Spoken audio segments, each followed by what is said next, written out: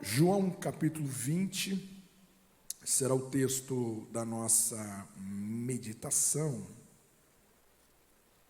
A partir do versículo 1, nós vamos ler até o versículo 18.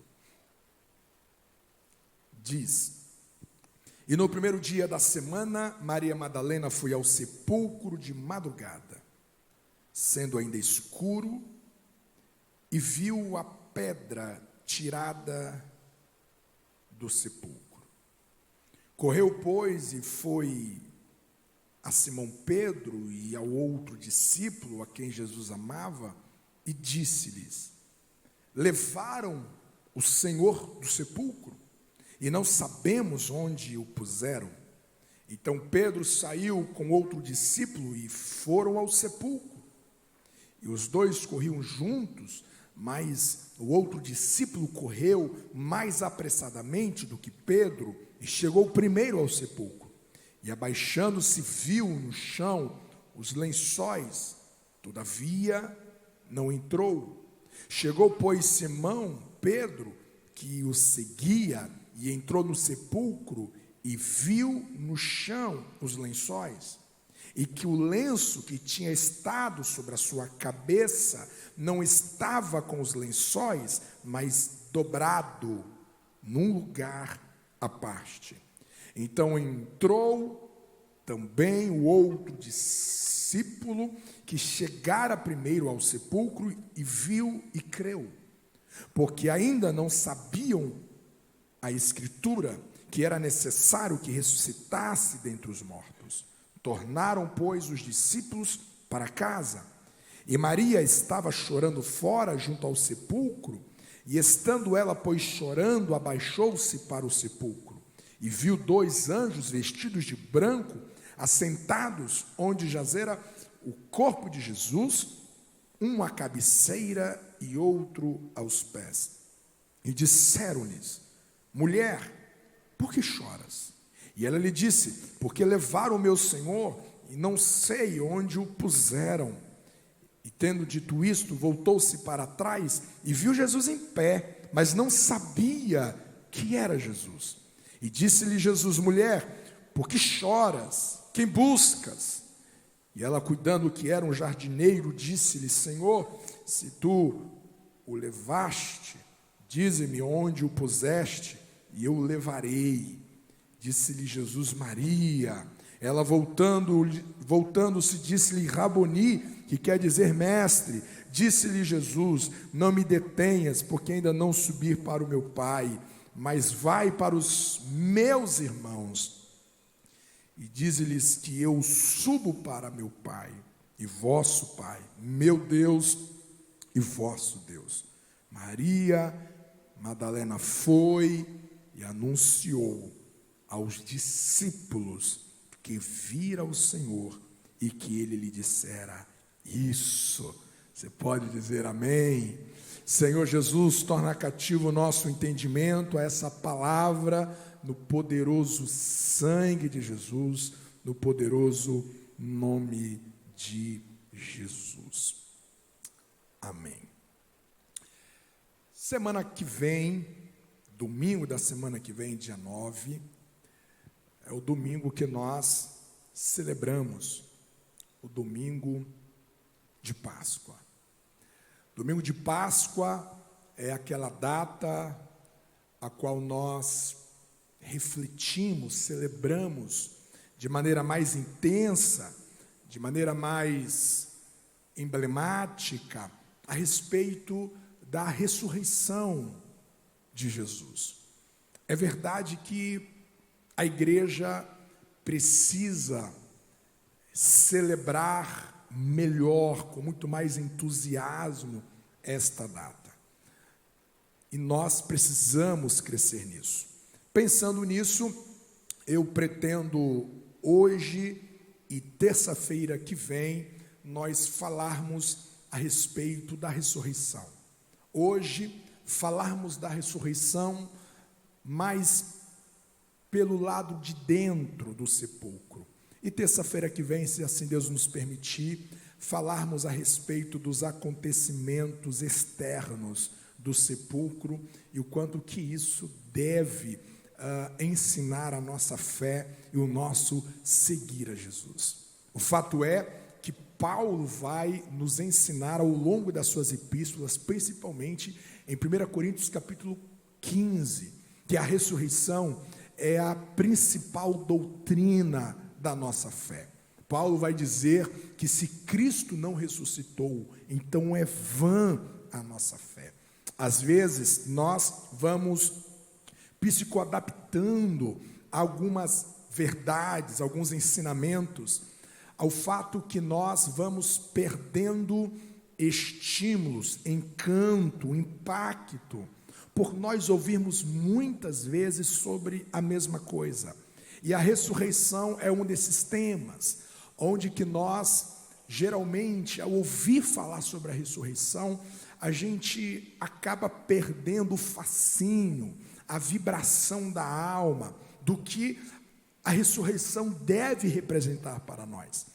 Essa semana ou a passada, nós estávamos conversando em família e eu trouxe essa reflexão para o Alejandro e a Alessa, o quanto que às vezes a nossa fé, ela é contraditória, porque nós, pelo menos, confessamos publicamente que nós acreditamos na ressurreição.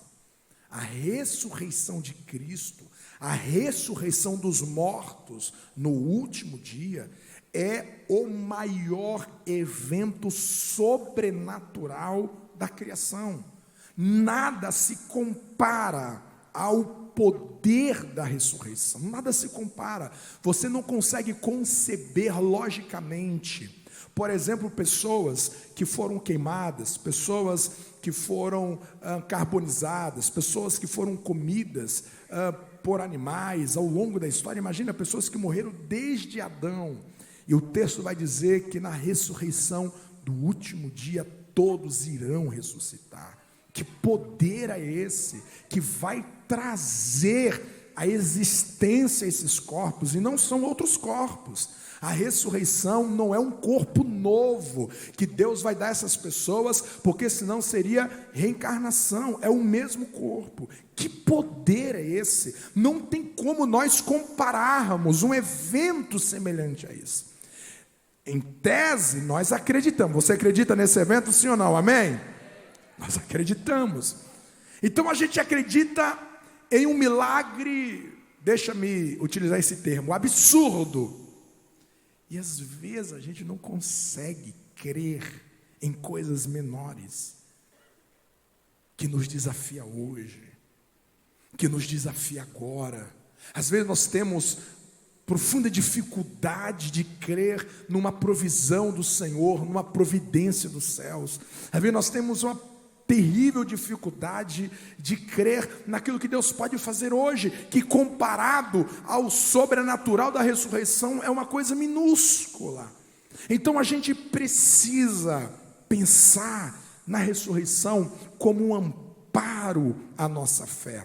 Se você trazer todas as suas aflições para o cenário da ressurreição, impossível os seus olhos não serem enxugados pelo consolo de Deus. Se você traz os seus conflitos, se você traz as suas crises e coloca a porta do sepulcro, é impossível você não receber uma direção de Deus para o seu coração. Você me entende até aqui? Diga amém. E é sobre isso que nós queremos pensar hoje e o nosso próximo encontro. Não pensar na ressurreição de uma maneira doutrinária, teológica, mas de maneira mais devocional, de nós olharmos o texto e a gente implicar isso na nossa vida e o quanto que isso pode abençoar o nosso coração. Todas as vezes que eu penso na ressurreição, que eu penso no túmulo vazio, essa é a primeira verdade que grita no meu coração. E essa é uma verdade que, se eu assentar ela dentro de mim, ela será um grande amparo, ela será uma grande blindagem à minha fé, ela será uma grande blindagem ao meu espírito voluntário, ao meu coração de servo. Pelo fato de muitos de nós ignorarmos essa verdade, que nós estaremos vivendo agora, muitos desistiram de servir, muitos desistiram de amar, muitas pessoas trancaram o coração para perdoar gente. Por causa da ignorância a essa verdade, as pessoas estão tristes pelo caminho, as pessoas estão desanimadas pelo caminho. E que verdade é essa? É a verdade que a ressurreição me educa, me ensina a não antecipar a minha recompensa, esperando ela de mãos e de lugares equivocados. Eu vou repetir: a ressurreição é um grito de Deus para nós, dizendo: não queira antecipar a sua recompensa, o seu galardão, esperando de mãos equivocadas e de lugares equivocados. Essa é a razão pela qual muitas pessoas estão terrivelmente frustradas. Essa é a razão pela qual muitas pessoas estão decepcionadas com famílias, com parentes. Pessoas estão decepcionadas com lugares em que elas serviram, com grupos em que elas participaram, com empresas a qual elas, com muito profissionalismo e dedicação, se doaram durante anos.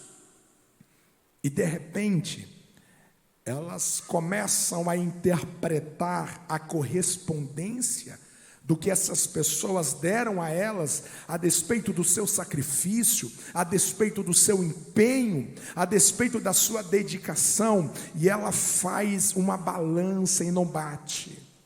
Não bate o quanto que ela se doou, o quanto que ela foi sincera, o quanto que ela se sacrificou, o quanto que ela se ofertou em favor deste lugar, mas a correspondência foi muito mínima, e o senso de ingratidão, o senso que eu não fui valorizado, o senso que eles não reconheceram-me, essa família, esse casamento, esse cônjuge, esses pais, esses filhos, não reconheceram a minha dedicação, esta igreja, essa cidade, essa narrativa, ela vai corroendo as minhas motivações de servir. Esse entendimento vai corroendo a minha disposição de ser alguém espontâneo e voluntário, porque eu vou assumindo dentro de mim uma sentença que não vale a pena eu me doar em favor de gente, não vale a pena eu me doar em favor de pessoas, porque eles nunca irão corresponder ao meu sacrifício. Essa é a causa, essa é a razão que muitas pessoas não querem nem saber de ministérios. Muitos pastores entregaram a credencial dizendo: eu não quero mais. Como a história de um pastor que eu ouvi, que 25 anos se doou a uma igreja, em uma cultura, em um lugar transcultural, 25 anos da sua vida. E no dia da sua despedida, ele recebeu um cartão, dizendo: obrigado, pastor, pelos 25 anos. E ele volta para casa, se assenta numa cadeira e pega aquele cartão e começa a conversar consigo. Depois de 25 anos de resiliência, de doação, fora da minha pátria, um cartão. Essas crises começam a assaltar a gente quando eu perco de vista o que Deus está dizendo para mim na ressurreição. Porque Jesus vai nos dizer em Lucas capítulo 14, eu quero que você abra o texto lá em Lucas 14, porque é um texto muito claro. Este é um texto que você deve grifá-lo, sublinhá-lo. Você deve escrever ele nas tábuas do seu coração. E quando você for assaltado pela crise da ingratidão alheia, esse é um texto que deve salvar o seu coração. No capítulo 14 de Lucas, vai dizer o seguinte, versículo 10: mas quando fores convidado, vai e assenta-te no derradeiro lugar, no último lugar, para que quando vier o que te convidou, te diga: amigo, sobe mais aqui para cima. Então terás honra diante dos que estiverem contigo à mesa. Porquanto qualquer que a si mesmo se exaltar, será humilhado, mas aquele que a si mesmo se humilhar, será exaltado. E dizia também ao que tinha convidado: quando deres um jantar ou uma ceia, não chames os teus amigos, nem os teus irmãos, nem os teus parentes, e nem vizinhos ricos, para que não suceda que também eles te tornem a convidar, e te seja isso recompensado. Mas quando fizeres convite, chama os pobres, os aleijados, os mancos e cegos, e serás bem-aventurado, porque eles não têm com que te recompensar, mas recompensado te será na ressurreição dos justos. O ensinamento de Jesus é muito claro. Não é que você deve privar as pessoas que você ama das suas festas, da sua celebração. Não. É que você não deve fazer nenhum ato de bondade, esperando que eles venham dar o seu galardão. Você não deve depositar o seu galardão nas mãos das pessoas. Porque se você fizer isso, primeiro, você será frustrado. Porque as pessoas não vão te retribuir à altura, não irão. Por mais que seja o seu grande amigo, por mais que seja o melhor líder aos seus olhos, não vai. Segundo, você esperar a recompensa das mãos das pessoas, você estará pequenando o seu galardão. Em nenhum lugar nas Escrituras nós somos encorajados a esperar das mãos das pessoas.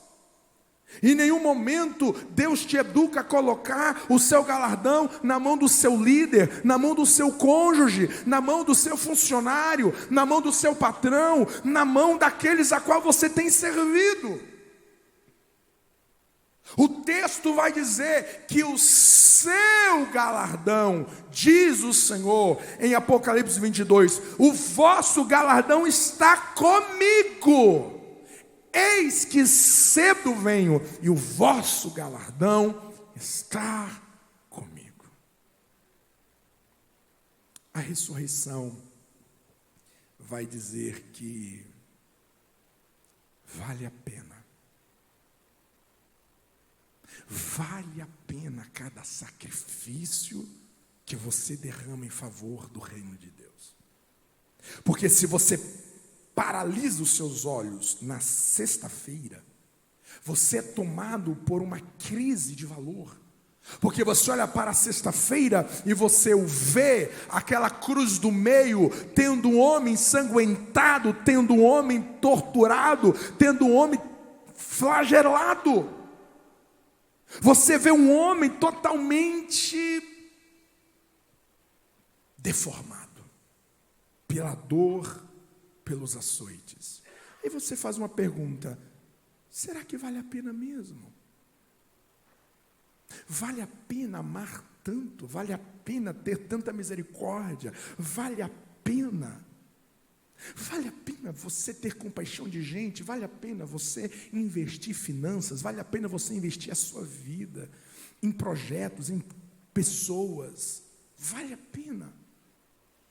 Porque de repente você se vê num calvário, de repente você se vê sangrando, de repente você se vê com alguém cuspindo, de repente você vê com Judas beijando o seu rosto, de repente você vê um Pedro que você salvou de um afogamento te negando. Será que vale a pena? Amanhã da ressurreição é o grito de Deus dizendo: vale a pena cada sacrifício, porque o Pai recebeu o corpo de Jesus na sexta-feira, um corpo totalmente limitado, um corpo totalmente doente, um corpo totalmente ensanguentado, dilacerado, mas o texto diz que quando Jesus vai ressuscitar, este corpo é tomado por uma glória, esse corpo ganha novas propriedades, esse corpo ganha novos poderes. A Bíblia diz que na ressurreição Deus o exaltou soberanamente e lhe deu o nome que é sobre todo nome, para que toda língua confesse, para que todo joelho se dobra. Jesus deu ao Pai em oferta um corpo totalmente ensanguentado pelos açoites, e o Pai vai devolver um corpo glorificado para o Filho. Vale a pena tudo que você oferta ao altar do Senhor. Você crê nessa palavra? Aplauda o nome do Senhor Jesus.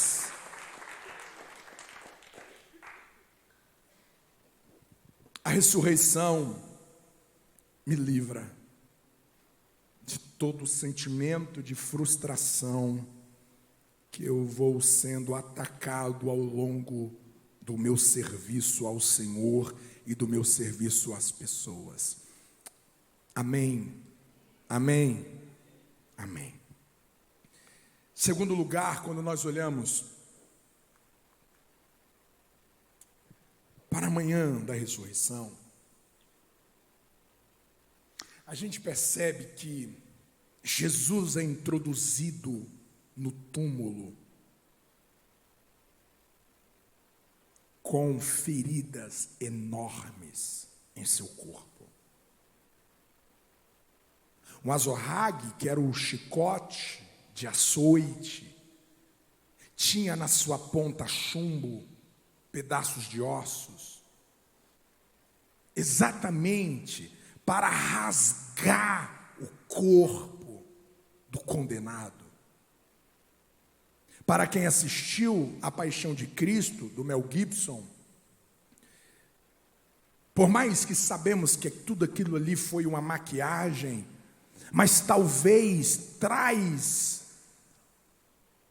uma noção da tragédia ao corpo de Jesus. Muitos não eram açoitados como Jesus foi, porque morriam antes. Muitos eram levados diretamente à crucificação para que a penalidade fosse mais penosa. Jesus é removido da cruz. Nicodemos, José de Arimateia, tira Jesus da cruz, o envolve em um lençol, e quando chega na manhã de domingo, quando Jesus rompeu com os grilhões da morte, ele vai se apresentar a Maria Ele vai se apresentar aos discípulos no caminho de Emaús. E ele vai se apresentar àquela casa, a qual os discípulos estavam trancafiados por causa do medo dos judeus, apavorados, o que fazer, para onde ir. E quando ele chega, ele grita dizendo: paz seja convosco. E eles estão assustados, assombrados. E então Jesus mostra as suas mãos. E eles observam que não havia sangue, não tinha pus, não estava infeccionado, a ferida estava cicatrizada. O corpo de Jesus, ele não é devolvido à vida ensanguentado. Ele não sai, deixando poças de sangue por onde andam. Ele não sai abraçando as pessoas e deixando manchas de sangue por feridas abertas. Não! Essas feridas, elas são saradas lá dentro. Lá dentro. Duas coisas eu preciso aplicar ao meu coração a partir disso. A primeira: não é da vontade do Senhor que você alimente feridas abertas. Não é da vontade do Senhor que você mantenha feridas em pus, infeccionadas. Não é da vontade do Senhor que você fica revolvendo feridas com a narrativa da decepção, da traição, do abandono, da desvalorização, da ingratidão de alguém. E todas as vezes que você toca no assunto, é como se estivesse cravando um punhal nessa ferida. Ela nunca vai sarar. Ela nunca vai sarar se você manter um movimento sobre ela de vitimismo, de coitadismo. Ela nunca vai sarar. Não é da vontade de Deus que você vive uma vida infeccionada, de maneira que pessoas boas, pessoas saudáveis, pessoas abençoadoras, ao te tocar, ao te abraçar, você sente que está sendo ofendido, está me machucando. Não é um abraço, não é uma briga, não é um soco, não é um golpe. É um abraço, mas está doendo, porque tem muita ferida infeccionada nesse coração. Não é da vontade de Deus que esta ferida mantém-se sangrando por tempos indeterminados. Não é da vontade do Senhor. Segundo, essa ferida, ela é sarada no secreto do sepulcro. Oh, glória! Alambura cala sangue anemoi. Você sabe por quê que tem muitas feridas que nunca cessaram? Sabe por quê que existem feridas conjugais, feridas emocionais, que as pessoas têm carregado há tantos anos? Porque você não vê ninguém, você não vê nenhum médico operando pessoas no meio da rua. É por isso que tem um hospital, é por isso que tem um centro cirúrgico. Porque é no privado que cirurgias complexas e profundas são realizadas. E muitas vezes as feridas não se fecham, porque eu sou vagaroso demais de ir para um secreto, só eu e Deus. Não tinha ninguém ali, era só Jesus e o Pai. Era só o corpo de Jesus e o Pai. Os discípulos não estavam ali, a mãe de Jesus não estava ali, os melhores amigos de Jesus não estavam ali, o discípulo amado, aquele que reclinava a sua cabeça ao peito de Jesus, não estava ali. Porque existem feridas que é só você e Deus no secreto para que elas sejam curadas, saradas, limpadas. Diante de um tocar de Deus, diante de uma renovação de entendimento que o Espírito quer gerar em você, uma chave que precisa virar em você, uma libertação de uma falsa injustiça. Meu Deus, quantas pessoas que estão escravas, que estão potencializando as suas dores, quantas pessoas que estão potencializando o seu sofrimento, porque têm se alimentado de uma falsa injustiça. Ela acredita que ela foi injustiçada, mas não foi. Foi uma narrativa falsa para massagear um ego, para massagear uma imaturidade. E no secreto, Deus vai tirando as escamas. A graça do Senhor Jesus vai tomando a alma, vai tocando o coração. É no secreto que a voz de Deus vai sendo ouvida ao nosso coração. É no secreto que Deus vai aonde que o melhor conselheiro não consegue ir.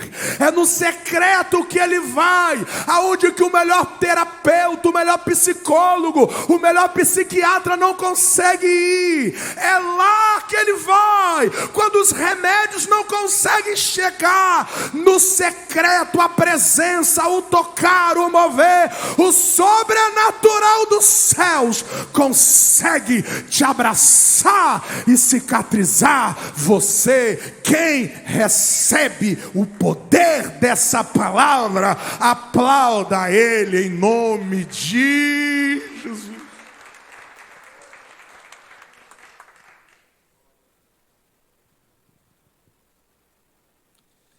Você já parou para pensar que muitas vezes a gente exige de pessoas que não são médicos para nos sarar? Às vezes a gente espera que pessoas que não têm condições emocionais, não têm maturidade espiritual, e a gente quer que essas pessoas nos saram. Por mais que às vezes elas nos feriram.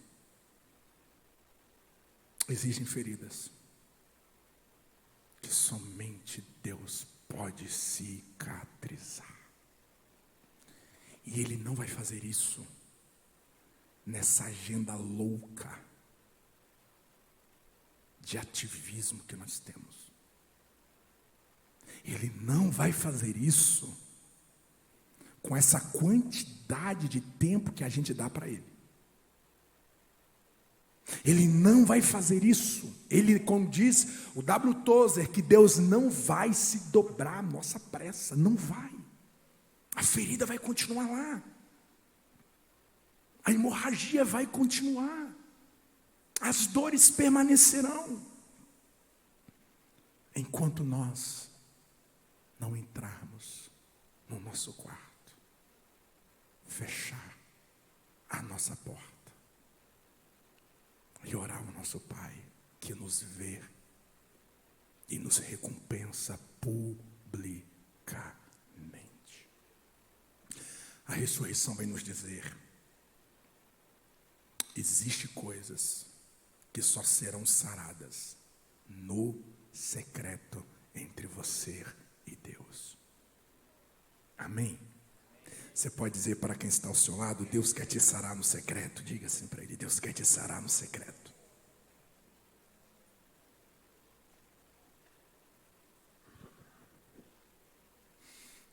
Caminhando para a introdução. Brincadeira,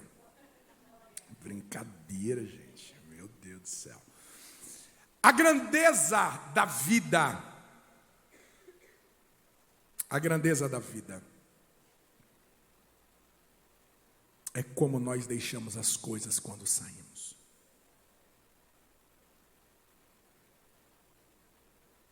O texto vai dizer que quando eles chegam no sepulcro,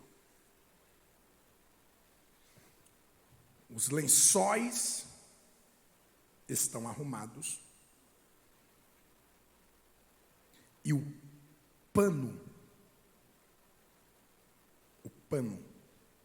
o lenço, estava dobrado à parte, sinalizando claramente que Jesus não saiu desesperado do sepulcro, sinalizando que Jesus, ao sair, ele arrumou a casa.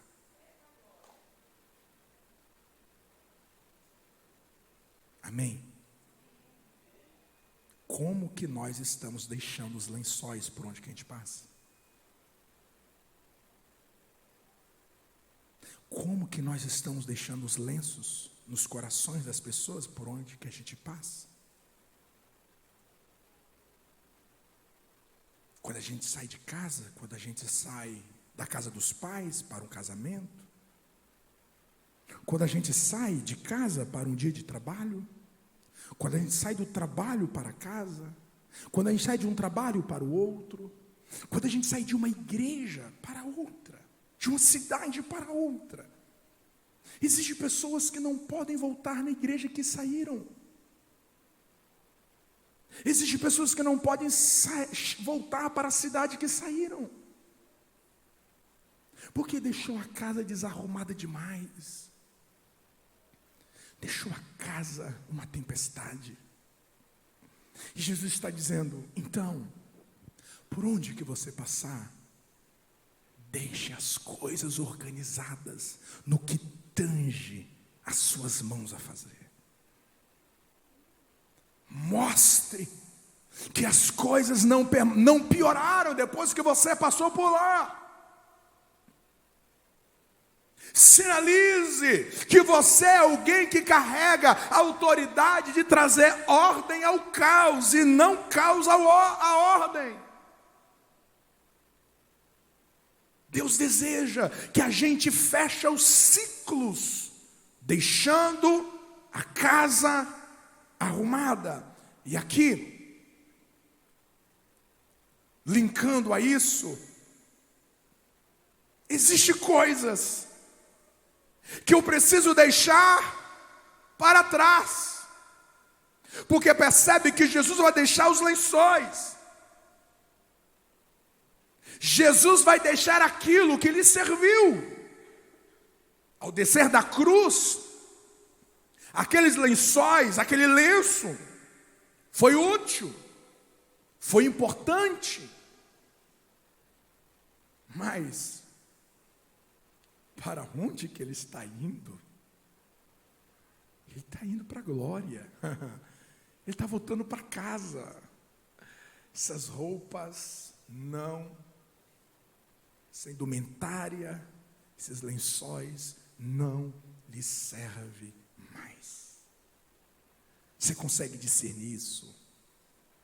Você consegue discernir que existem coisas que você precisa deixar para trás, porque para o lugar que Deus está te levando, isso já não vai ser mais útil a você.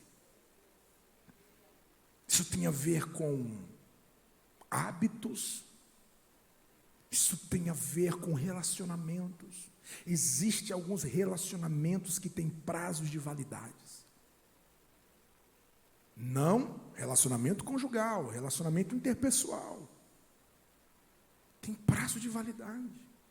Existem pessoas que eu preciso romper para novos níveis. Existe pensamento, existe padrão de entendimento que precisa ser substituído para um novo nível. Às vezes, nós estamos carregando uma trouxa conosco.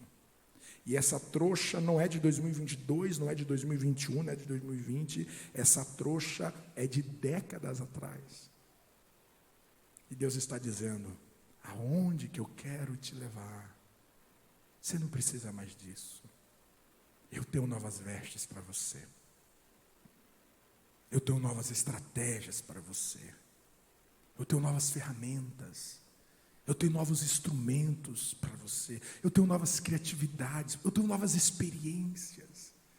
Existem pessoas que querem permanecer lá atrás. Existem pessoas que não aceitam mudanças radicais que Deus deseja fazer.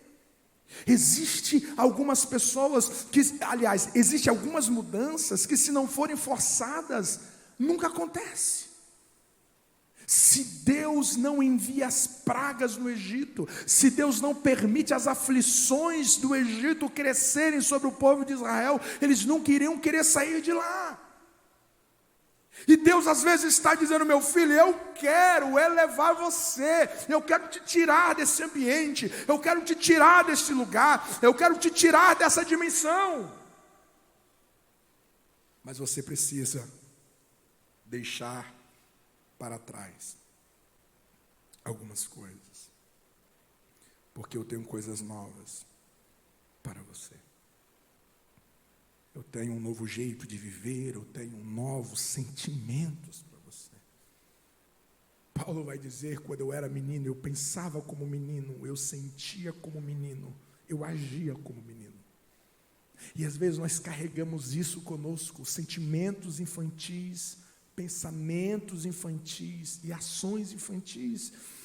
Jesus vai dizer: deixa para trás isso. Porque para onde eu quero te levar, isso já não vai te servir mais. Você me entende até aqui? Diga amém. E eu vou terminando dizendo que existem realidades no espírito em que nós poupamos as nossas energias. Porque você não verá Jesus sendo ressuscitado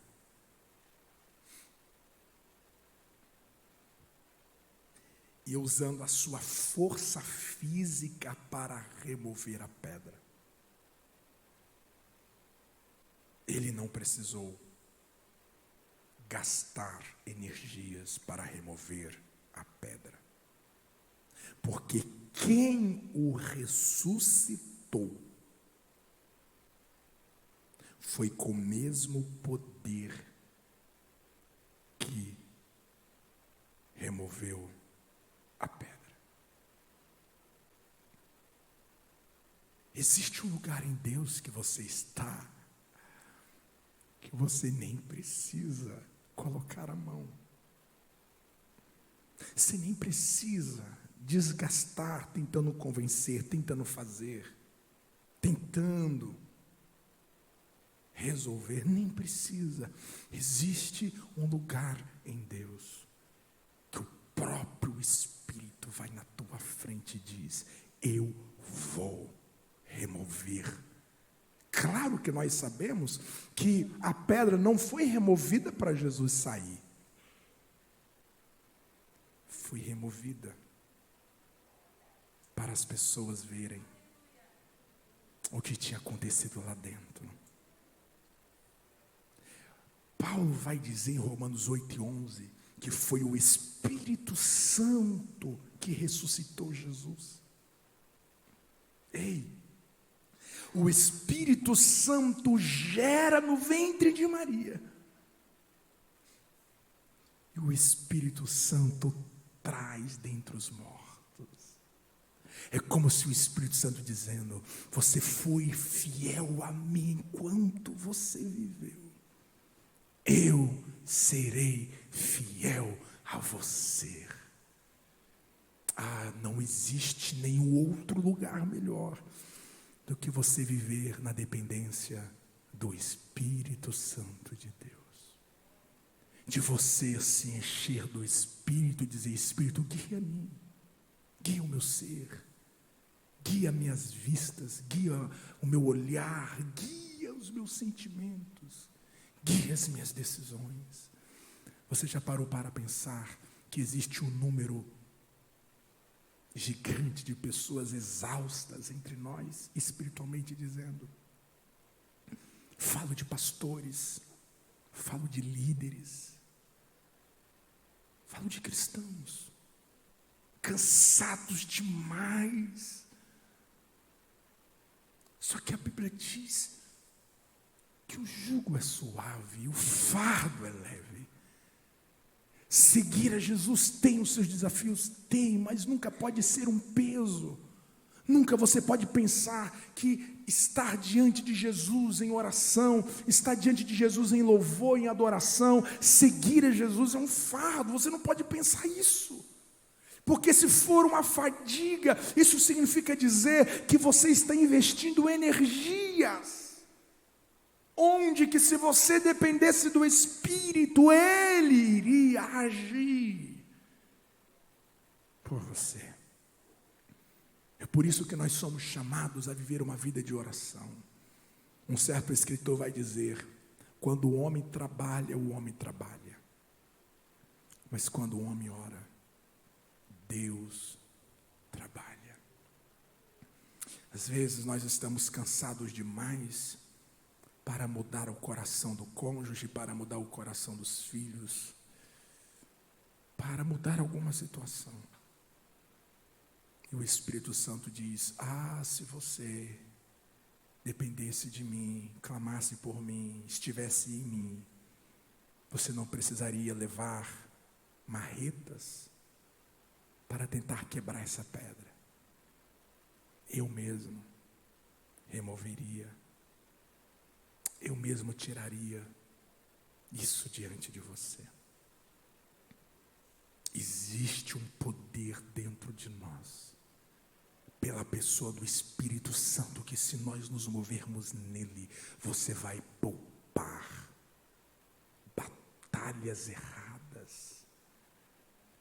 Você vai poupar munições desnecessárias. Você não vai gastar tempo em lutar com Eliabe, como Davi foi tentado a fazer, porque Eliabe veio diante dele. Não, eu não tenho luta com Eliabe. A Bíblia vai dizer que Eliseu, o rei da Síria, preparava emboscadas para Israel.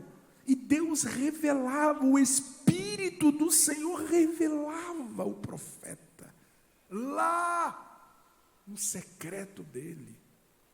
Trazia a revelação dizendo: vá, diga ao rei para não passar naquele lugar, porque tem uma emboscada. O rei obedecia, Israel não passava, e grande era o livramento. Você percebe que existe um lugar em Deus que eu me conecto com revelações divinas, revelações essas que são capazes de evitar batalhas. Existem batalhas que podem ser evitadas se eu me mover na sensibilidade do Espírito Santo. Esta noite Jesus está conversando comigo e com você. Poupe energia. Poupe o seu coração de tentar resolver tudo do seu jeito, de tentar organizar as coisas com seus esforços. Se mova, seja guiado pelo Espírito, e muitas pedras serão removidas diante de você.